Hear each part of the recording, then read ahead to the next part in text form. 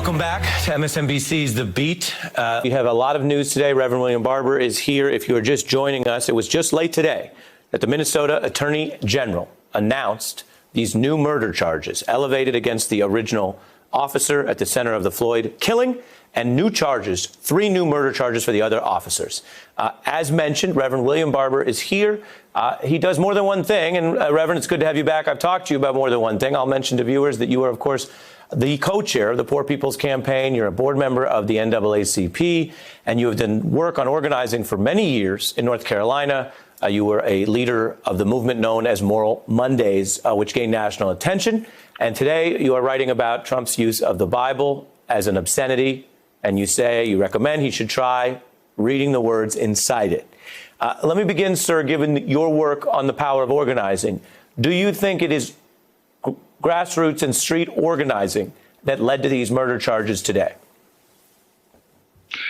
I think it had a great part in it. I think the fact that we had it on tape, that 17-year-old girl was like David before Goliath. She would not move despite seeing one of the most grotesque things that any child could be exposed to. She stood there. I'm glad she did, because we may not be at this place if we did not have it on tape. I think that part of what also garnered so much attention to this is the moment in which it happened. You know, there were a lot of wounds before COVID.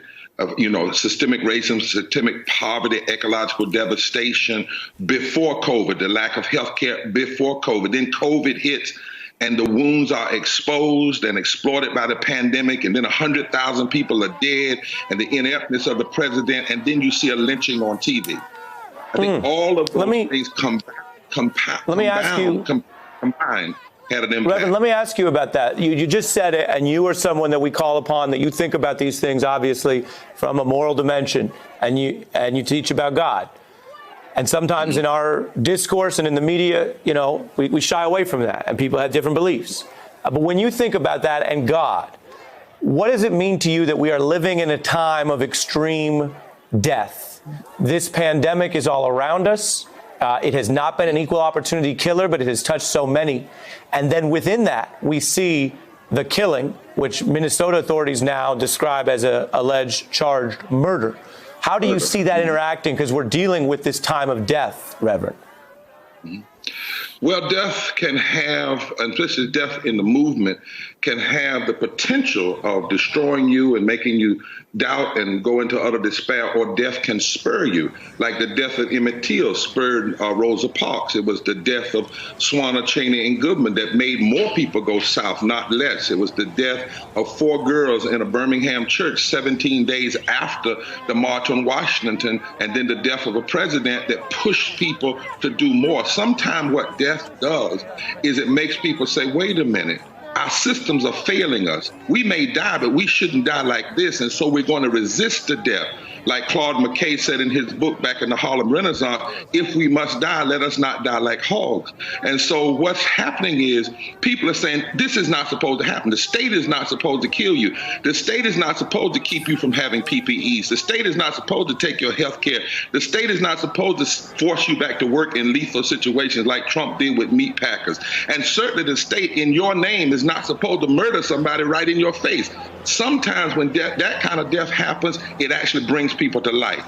It's almost like a crucifixion and then there's a resurrection. I was reading a scripture in Amos that actually says, God says, I'm looking for the day when a remnant of people will go in the streets and shut down the malls and shut down the businesses and cry and wail until the nation pays attention. It's in Amos chapter 5 in the Message Bible.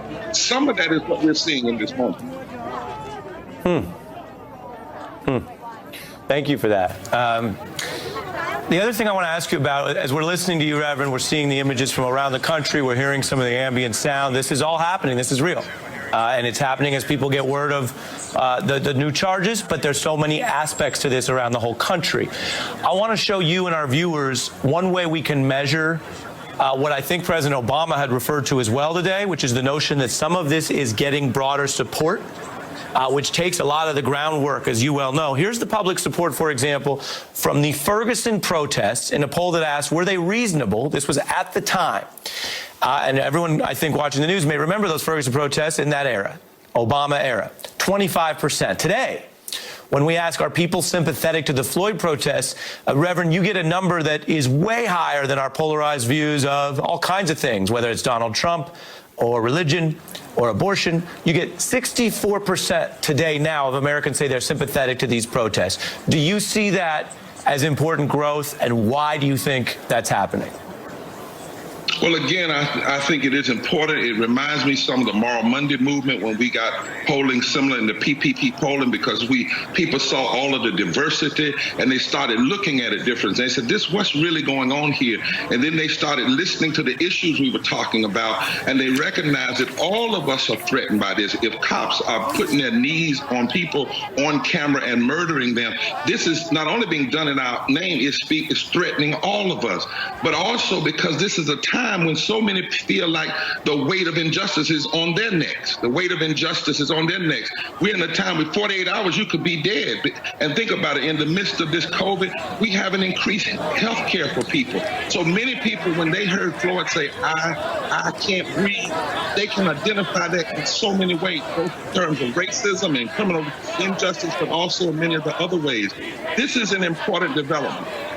When you have moral movement focused not on the puniness of conservative versus liberal, but justice versus injustice. And then when you have diversity of people, black and white and red, and yellow, and gay and straight and young and old, saying, look, we may not even know everything that's wrong, but we know this is not right. We know something is broken and it has to be fixed. And then you have a president that tries to shut down legitimate, nonviolent protests. And he found out you can't arrest all of them. So the celebration across the church. But then the people say, we're going to come back. Now we're going to stay past the curfew. We're going to do it nonviolently. And what are you going to do? You're going to arrest all of us? People are saying, this is our land. This is our country. And I think we're seeing a birth of a deep consciousness. I've been seeing it in the Poor People's Campaign. I've been seeing it in the mountains of the Appalachians and on the Apache Reservation and down south as we're organizing June 20th, 2020, the mass Poor People's Assembly Moral March on Washington digitally. We had planned it 2 years ago to be in Pennsylvania Avenue on June 20th. We can't now because of COVID, and they won't give us time.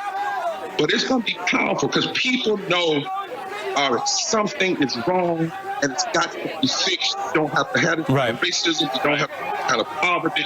We do not have to have this kind of death. Right. And as you're saying that, we're watching it. We're seeing people march. Reverend Barber, I want to thank you. As mentioned, you have the June 20th event, and we should tell viewers the book, We Are Called to Be a Movement, coming out next week. Reverend William Barber.